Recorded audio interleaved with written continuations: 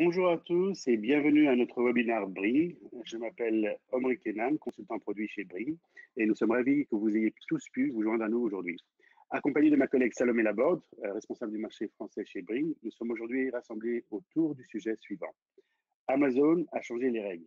Évoluer ou se laisser pour compte. À la fin de cette présentation, nous vous proposerons une session questions-réponses. Donc, n'hésitez pas à nous poser toutes vos questions au fil de la présentation dans l'espace dédié à cet effet à droite. Voilà, Salomé, je t'invite, c'est à toi. Bonjour Omri et merci. Bonjour à tous. Merci beaucoup de nous écouter. Donc, nous allons commencer notre premier webinaire. Donc, le problème est le suivant. Il est grand temps de réaliser que le client doit être placé au centre de notre processus de livraison. Pourquoi? Parce que le monde d'aujourd'hui est tout simplement tourné vers les consommateurs. Nous faisons face à l'une des plus grandes perturbations de l'industrie, dans laquelle la livraison est la clé. Les clients veulent recevoir leurs articles par le biais d'une livraison fluide et rapide. Les clients sont de plus en plus exigeants et les entreprises introduisent constamment de nouveaux services qui alimentent ces demandes et ces nouveaux standards d'expérience client. La manière dont les clients reçoivent ce qu'ils ont commandé est un paramètre clé dans le processus de livraison auquel nous devons faire face, notamment pour les e-commerçants, puisque c'est le seul contact que l'e-commerçant a avec ses clients. Les frictions avec les clients peuvent être expérimentées dans de multiples dimensions. Comme nous le savons tous, gérer des écosystèmes de livraison complexes peut être difficile et cela ne risque pas de s'arranger avec le temps. Ça, c'est sûr, malheureusement, on l'a bien compris. Tout commence avec un client à la maison, dans l'attente de sa livraison et qui s'impatiente de ne pas la voir arriver à l'heure. Comment en sommes-nous arrivés là? Deux forces sont à l'origine de cette perturbation. Les clients sont d'une part de plus en plus exigeants et d'autre part, les entreprises telles qu'Amazon, qui grâce à des techniques innovantes et de hauts standards de livraison, livrent le marché tout entier et obligent les autres entreprises à s'aligner et à offrir les mêmes services. Le problème, une petite aparté bien entendu pour vous, le problème est le suivant, c'est que Amazon, comme on sait, pour la livraison des derniers kilomètres, ne fait même pas de bénéfices. Donc en réalité, c'est hyper compliqué pour nous. Nous, avec Omri, dis-moi si tu as quelque chose à rajouter. La chose est la suivante, c'est que quand on discute avec nos clients ou potentiels clients, ils nous disent oui, mais moi le problème c'est que je ne fais pas de marge déjà sur mes livraisons. Ce qui est vrai, Amazon non plus ne fait pas de marge puisqu'en plus Amazon perd de l'argent. Donc c'est la raison pour laquelle effectivement il faut se retourner à ce moment-là sur des solutions logistiques qui permettent de livrer en essayant d'optimiser au maximum leur process de livraison. Le marché de la livraison de marchandises et de services. Donc, on est bien d'accord, il a connu de profonds changements ces dernières années. De nos jours, les clients s'attendent à des expériences sans accroche, avec une livraison rapide au lieu et à l'heure qui leur conviennent le mieux.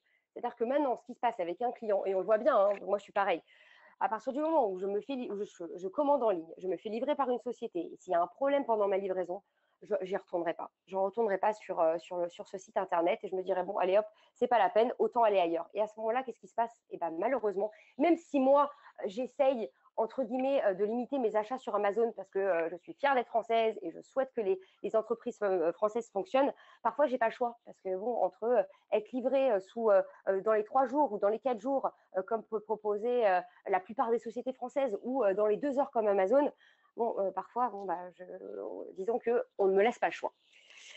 On réalise que cette transformation s'est produite depuis qu'Amazon, avec ses innovations de pointe et sa croissance ultra rapide, s'est mise à dominer le marché des ventes en ligne.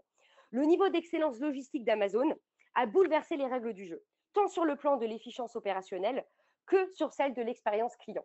Il faut savoir que pour rester en lice, chaque entreprise, la solution, c'est d'évoluer afin d'acquérir une souplesse totale à travers l'ensemble de leur écosystème.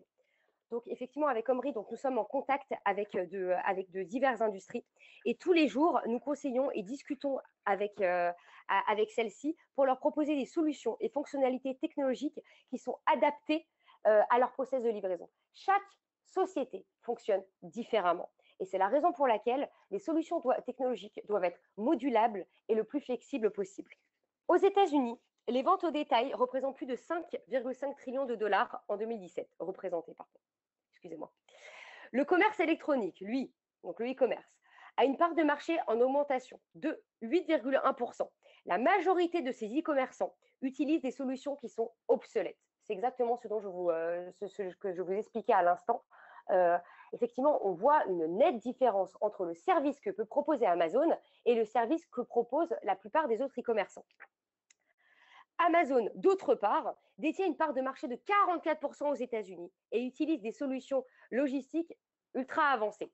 Aussi, je me permettrai d'ajouter que Amazon aux États-Unis, la grande différence avec Amazon en France, sur le marché français encore, c'est qu'ils utilisent leur propre flotte. En France, comme nous savons tous, ils font encore appel aux services postaux ou aussi à des services. Donc là, par exemple, la récente collaboration avec Monoprix, où ils vont utiliser donc les transporteurs de Monoprix. Donc, on va dire qu'en France, on a encore un peu de temps de se rattraper et de se mettre à la hauteur justement et de se préparer à l'arrivée réelle d'Amazon. Pour le moment, Amazon n'est pas encore là.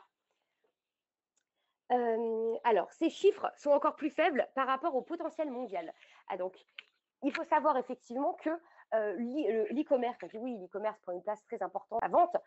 Non, pas encore, justement. Mais on va y arriver. Et c'est ça qui est hyper important. Et c'est ça qu'il faut prendre en considération maintenant.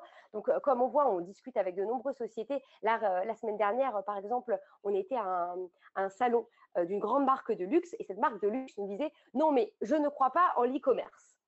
Je regardais, je dis, mais vous ne pouvez pas dire que vous ne croyez pas en l'e-commerce. C'est-à-dire que vous ne pouvez pas vous focaliser que sur l'expérience client en magasin. Vous devez aussi penser à l'expérience client sur Internet, d'autant plus parce que vous êtes une marque de luxe. Il faut effectivement que le client qui achète sur Internet ait une expérience similaire, au moins premium, comme le client qui achète dans les magasins. Il faut savoir aussi que Amazon a investi plus de 23 milliards de dollars en R&D. Alors maintenant, la grande question est vous, combien investissez-vous? Donc on arrive maintenant à la grande question. Quelles sont les clés pour opérer de manière compétitive dans cette nouvelle ère? Alors, si vous êtes à la recherche de la recette secrète, la voici. C'est l'association entre l'efficacité opérationnelle et une expérience client optimale qui nous amènera à une excellence logistique. Alors, une efficacité opérationnelle optimale assurée par des capacités de logistique élastiques, une visibilité en temps réel et une transparence dans les opérations permettront d'obtenir une performance efficace et rentable. Bien entendu, l'efficacité opérationnelle et l'expérience client optimale ne peuvent pas exister sans opérer de manière efficiente. L'une ne va pas sans l'autre. Donc, rentrons dans le vif du sujet. Maintenant que le pourquoi est clair, passons au comment. Voici les étapes clés et les meilleures pratiques que les entreprises doivent adopter pour bâtir un processus de livraison à la pointe de la technologie et pour établir un avantage concurrentiel clair et durable. Chaque entreprise et chaque industrie se doit de modifier légèrement son processus de livraison afin que celui-ci soit adapté à ses besoins et ses capacités. Mais le principe reste le même. Là, j'ajouterai quand même une petite chose.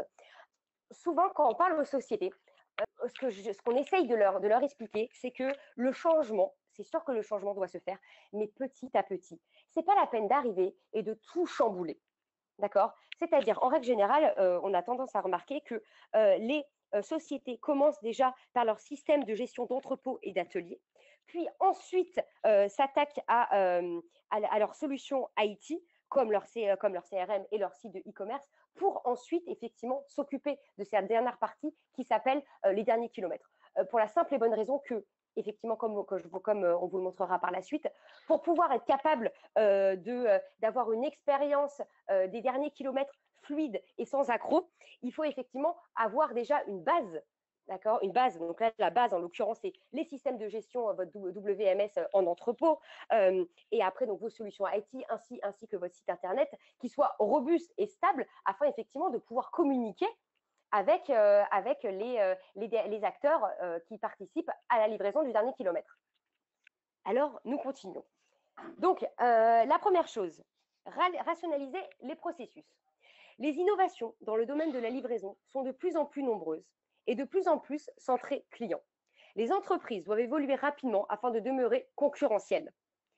La bonne nouvelle est qu'il existe de nombreuses solutions qui peuvent vous aider à rationaliser vos processus du moment où vous recevez la commande, ou que le client passe commande, excusez-moi, jusqu'au moment où la livraison arrive chez le client. Dans un premier temps, vous avez besoin d'un système centralisé. et de la possibilité d'optimiser l'attribution des tâches en fonction des itinéraires et des livraisons grâce à un système de code barre efficace. Puis, vous devez fournir à vos clients une visibilité du dernier kilomètre grâce à des données en temps réel. Dans un second temps, vous devez réfléchir à comment améliorer l'efficacité du processus de livraison et plus particulièrement du transfert d'informations entre l'entreprise, votre site de e-commerce, et le client. Là, je rajouterai aussi autre chose.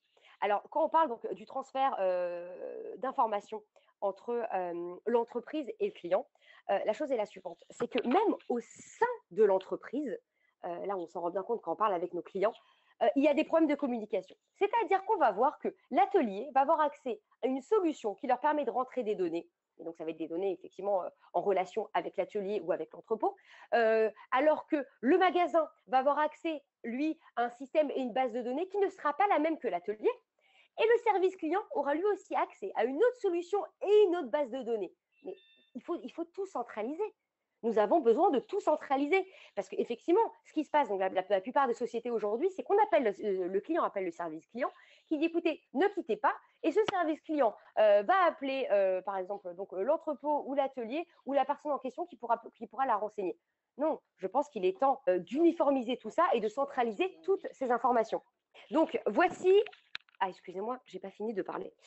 Donc voici les 6 points cruciaux devant être considérés par toute entreprise pour être efficace et créer la base d'un engagement fructueux au cours de ce dernier kilomètre. Premièrement, le suivi d'inventaire doit s'étendre du départ de l'atelier et ou de l'entrepôt jusqu'au dernier kilomètre, c'est-à-dire jusqu'au client. Là aussi, nous pouvons rajouter bien sûr du départ des magasins.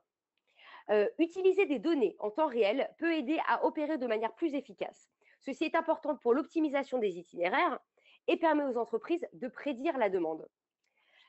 Gestion de services tiers en cas d'utilisation de flottes externes.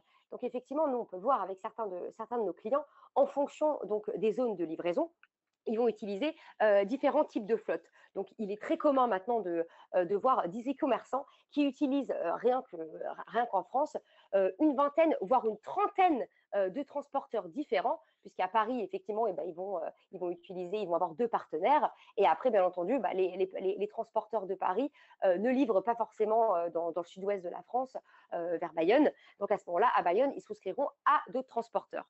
Et donc, l'idée, effectivement, est à ce moment-là de pouvoir centraliser toutes ces commandes, peu importe les flottes que l'on utilise. Après, par la suite, nous pensons aussi à la visibilité des livreurs et aussi, bien entendu, aux preuves de livraison par l'intermédiaire de photos, de scans, de barcodes, de signatures ou autres. La troisième étape concerne la visibilité interne et externe. Votre habilité à communiquer et suivre votre flotte et la capacité de votre client à suivre ses livraisons et à communiquer avec vous. L'un ne va pas sans l'autre, compte tenu des différents acteurs impliqués. La visibilité garantit que les commandes arrivent à destination et à temps avec un historique de communication ouverte entre dispatcher-livreur, livreur-client ou client-dispatcher. La visibilité permet de suivre les routes parcourues par les conducteurs et diminuer les points de friction avec les clients finaux. Bien entendu, puisque là, vous avez une visibilité sur toute la chaîne de livraison. Donc, nous arrivons à communication efficace. Alors, cette étape s'appuie sur notre dernier point, à savoir que logistique efficace est impossible sans communication efficace.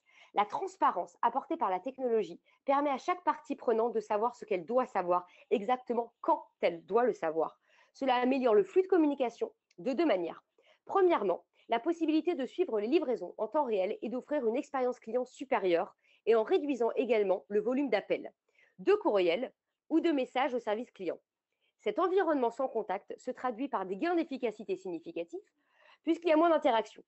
Lorsqu'une question se pose, tout le monde dispose des outils dont il a besoin pour obtenir une mise à jour de statut en temps réel et ou récupère les informations nécessaires sans dépendre des uns des autres. Donc, c'est exactement l'exemple que je vous donnais tout à l'heure, où effectivement, il est temps au sein de la société déjà de centraliser toutes les informations. Personnaliser l'expérience client.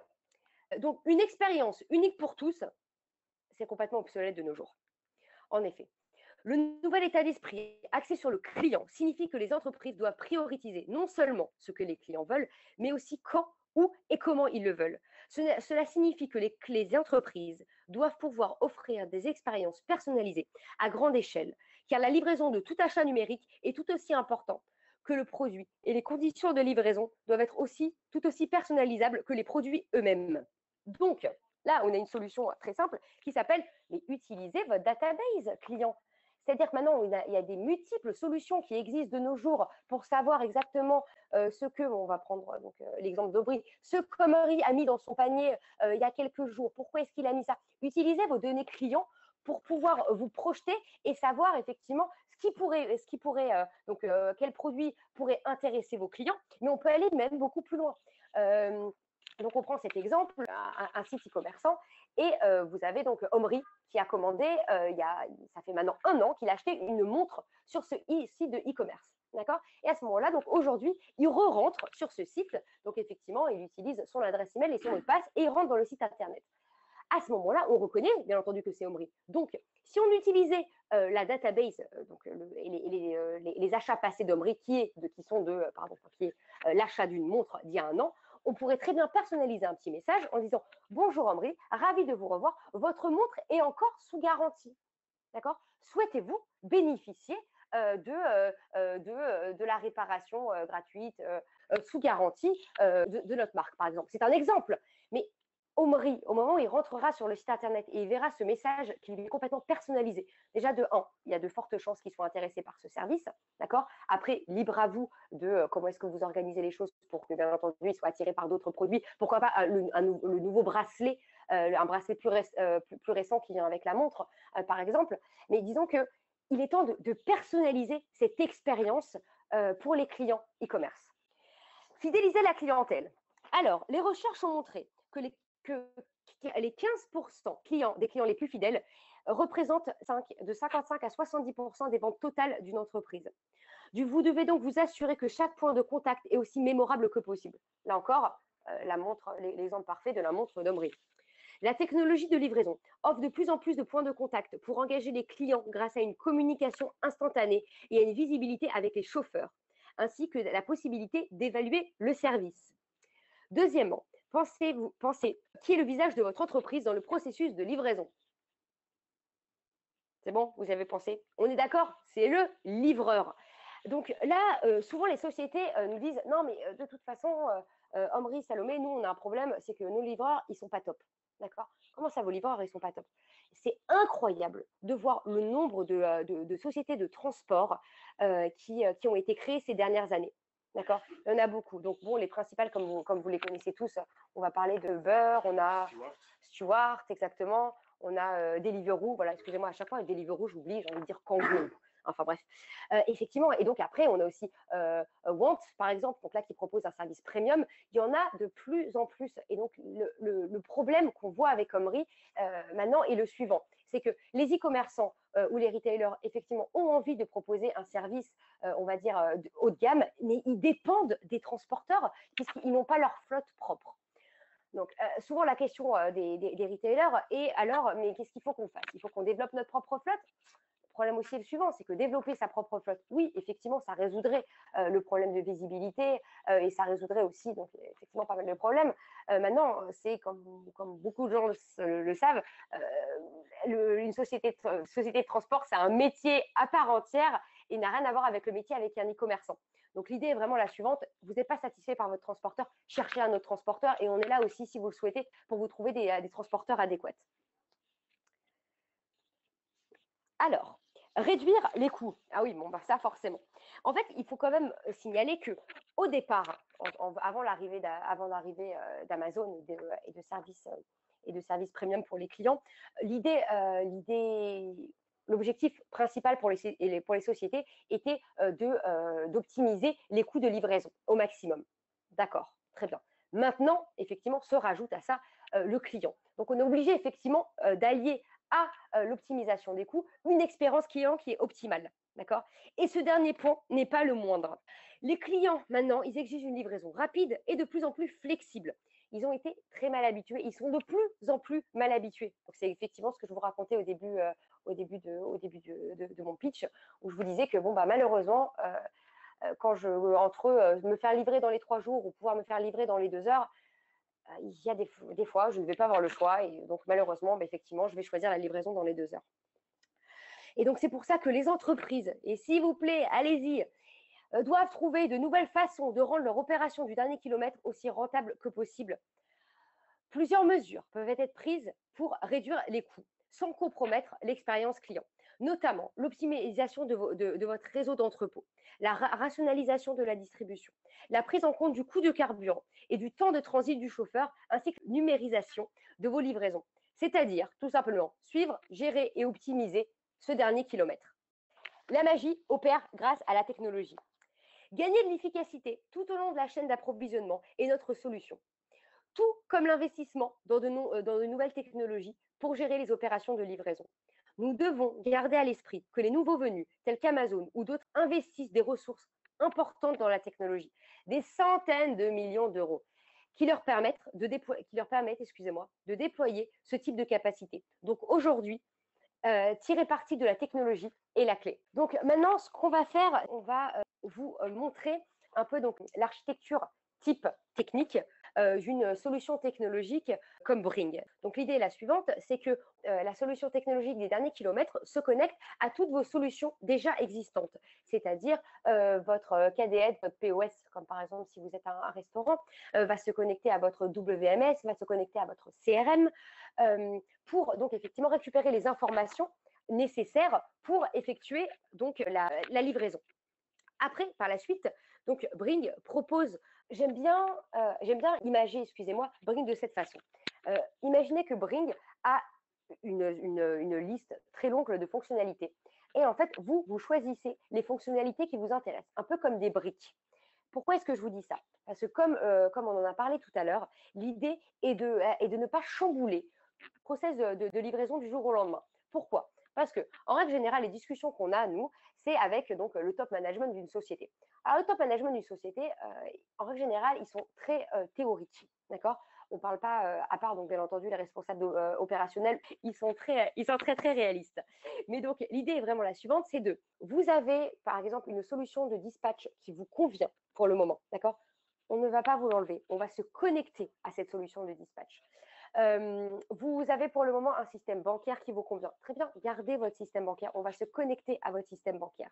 Donc, l'idée est d'avoir une solution logistique des derniers kilomètres qui soit ouverte, donc c'est-à-dire qui permette la connexion par API et qui permette de vous renvoyer les informations par webhook. Donc, les informations renvoyées sont diverses. Par exemple, donc ça va être comme vous le voyez ici, les informations qui viennent des différents types de flottes, par exemple, ou qui viennent d'ailleurs aussi directement du client et qui sont remontées directement dans votre CRM ou dans votre database. Donc, pour récapituler, les entreprises doivent investir dans une technologie axée sur la logistique et axée sur le client. Une plateforme comme celle-ci qui devient le système d'exploitation des opérations logistiques. Ce système connecte les clients à l'entreprise. Ainsi, lorsqu'une commande est prise sur n'importe quel canal, en ligne et ou hors ligne. Donc là, on parle par exemple des commandes qui sont commandées par téléphone, sur Internet ou en magasin. Donc ça peut être par exemple des commandes de click and collect, ça peut être des commandes directement à livrer en magasin, ou ça peut être des échanges aussi, ou ça peut être des réparations. Peu importe les différentes tâches, elles sont effectivement toutes centralisées au sein de la même plateforme. Donc, ce qui permet à l'entreprise d'avoir une visibilité totale sur toutes ces commandes livraison. Donc, le système fournit la visibilité et la communication entre toutes les parties. Une communication que ce soit entre le dispatcher, le livreur, le client et le dispatcher. Ambry, à ton tour, je te laisse la présenter. Tout d'abord, merci Salomé pour ces informations qui étaient vraiment très claires, ces présentations qui étaient très claires. Bring est une solution qui est une solution prise complètement ouverte. Donc, on est une société qui est basée à New York, Chicago et Londres. On est comme Salomé a bien précisé, on a des clients un peu partout, que ce soit Coca-Cola, Boulanger, Kimberly-Clark, Just Eat, Panera, Cdiscount et dans plein d'autres, dans plus de 50 pays avec plus de 250 sociétés. Il faut bien préciser que Bring, c'est une solution qui s'adapte vraiment à chaque cas pratique et on est plus, comme on peut se dire, on est plus des consultants qu'un SaaS, une solution de technologie. Donc on est vraiment, on écoute, on est à l'écoute de nos clients on essaye de trouver la solution qui est la mieux adaptée et on les accompagne dans ce processus. D'ailleurs, on a reçu le prix FEFAD récemment avec Cdiscount et on est monté en scène avec eux pour cette occasion. Alors Salomé, nous avons quelques questions de la part de nos auditeurs. Donc commençons avec celle-ci. Quel est le processus de la mise en place de Bring, surtout dans le terme de ressources et de temps? Alors, très bonne question. Merci Omri. Alors, donc la chose est la suivante, et c'est donc en fait, je reviens exactement sur ce que tu viens de dire, c'est-à-dire que on va pas l'idée n'est pas de vous offrir la solution Bring et de vous laisser la configurer et la gérer tout seul. Non, c'est pas comme ça que ça se passe. Donc, je vais par exemple, vous prendre le dernier exemple qui était avec Boulanger en France, bien entendu. Donc, ce qui s'est passé, c'est qu'effectivement, on a commencé à discuter avec eux. On a discuté avec eux pendant des semaines et des semaines et des semaines pour réellement comprendre leurs besoins. Suite à ça, on s'est déplacé chez eux, dans leur entrepôt, dans leur camion. C'est-à-dire qu'on était, on a été dans les camions, on a effectué des livraisons. Forcément, c'était la première fois que je faisais ça. Et c'est-à-dire que, en fait, c'est vraiment à ce moment-là qu'on réalise, qu'on peut comprendre réellement tout ce que peut apporter une solution technologique comme Bring à partir du moment où on la vit en temps réel. À partir du moment où on commence une collaboration avec un client, il y a déjà toute une partie de discussion avec lui. On a un chef de projet qui est attribué à son projet. On a aussi donc une personne du support qui lui est attribuée, ainsi qu'un ingénieur qui lui est dédié. Et donc l'idée est la suivante, c'est que c'est d'avoir pour cette entreprise des interlocuteurs directs qui deviennent d'ailleurs, on va dire que oui, nos clients, on n'appelle pas ça d'ailleurs des clients, on appelle ça des collaborateurs. Et je pense que c'est important de souligner ça, c'est on collabore avec eux, leur réussite et notre réussite. Et on peut dire qu'en interne, on fait tout pour les pousser, pour essayer de leur trouver des solutions de plus en plus innovantes. C'est-à-dire effectivement quand des nouvelles fonctionnalités sont développées pour un autre client, par exemple, et que le chef de projet va penser que un de ses autres clients pourrait être intéressé par cette fonctionnalité, on va l'appeler, on va le mettre au courant de cette fonctionnalité, on va lui demander ce qu'il en pense, on va se redéplacer chez lui, on va réellement donc analyser leur processus de livraison pour essayer de trouver donc des fonctionnalités et des solutions qui sont adéquates à leur cas pratique. Il faut savoir aussi que Bring utilise du machine learning et donc pour ça, effectivement, on analyse les données BI des clients.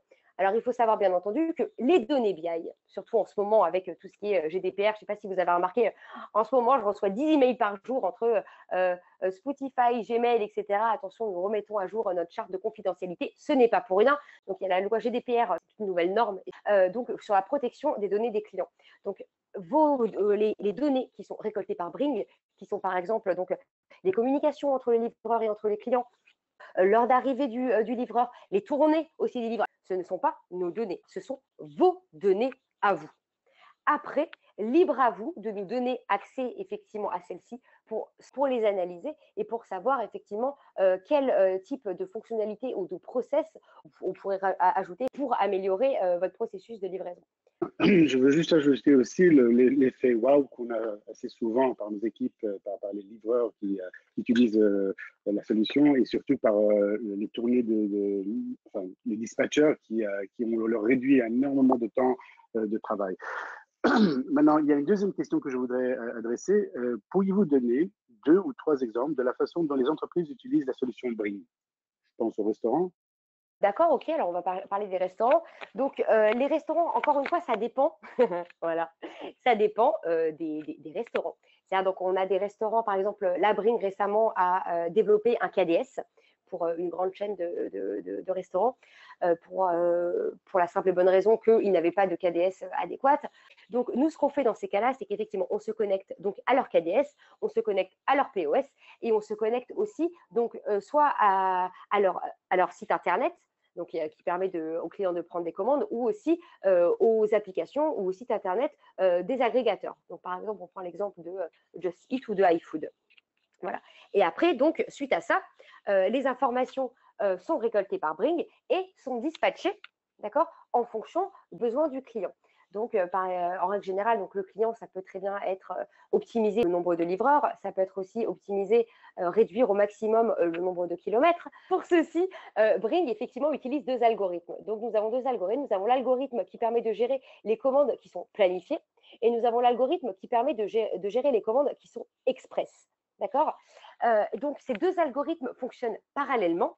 Par exemple, pour les restaurants, notre algorithme qui gère les commandes en express, d'accord, va repérer, d'accord, et va indiquer au livreur d'attendre quelques minutes avant de partir pour effectuer sa livraison quand Bring remarque que dans quelques minutes, une autre commande va sortir de la cuisine et qu'elle pourra être réceptionnée et livrée par le même livreur que la première commande, tout en respectant, bien entendu, la promesse client et en respectant, les 30 minutes. En France, effectivement, comme vous le savez, à partir du moment où la commande sort du restaurant, elle a 30 minutes avant d'arriver chez le client. L'autre exemple, on peut prendre l'exemple de boulanger. Donc, boulanger effectue beaucoup de livraisons pour les gros colis. Donc, on pense par exemple à un frigo américain, par exemple. Donc, à ce moment-là, ce qui se passe, c'est que pour la livraison des gros colis, dans certains cas, on a besoin déjà de plusieurs livreurs. Donc, par exemple, pour les frigos américains, on a besoin de 3 livreurs. On a aussi besoin de certaines compétences, c'est-à-dire que pour aller effectivement brancher un frigo américain, on va avoir besoin d'un livreur qui a une certification électrique. Pour un autre type de produit, on peut imaginer qu'on va avoir besoin d'une certification pour la plomberie, par exemple, tout ça pour les assurances. Et donc, effectivement, Bring et notre algorithme d'optimisation des tournées prend en considération les compétences des livreurs, les compétences aussi qui sont nécessaires pour chaque produit, ainsi que le nombre de livreurs nécessaires, prend en considération la position des livreurs, la position des clients, pour effectivement optimiser les tournées et à ce moment-là, arriver au résultat souhaité des clients. Ce que je veux dire par résultat souhaité des clients, c'est qu'on adapte notre algorithme, encore une fois, aux besoins des clients. Ils utilisent leur propre flotte interne et aussi ils utilisent une flotte externe, notamment dans les grandes villes et aussi dans les petites villes pendant les peak seasons. D'accord. Donc l'idée est la suivante, effectivement, c'est de fournir aussi une visibilité totale à Boulanger sur les livraisons qui sont livrées par leur flotte en interne, mais aussi par leur flotte externe. Merci beaucoup, Salomé. Donc, je souhaite remercier chacun d'entre vous d'avoir participé à ce webinaire. En espérant vous retrouver à notre prochain webinaire, nous vous souhaitons une très bonne journée. Merci beaucoup et bonne journée. Merci à vous. On vous souhaite à tous une bonne journée, un bon mercredi et à bientôt. Au revoir.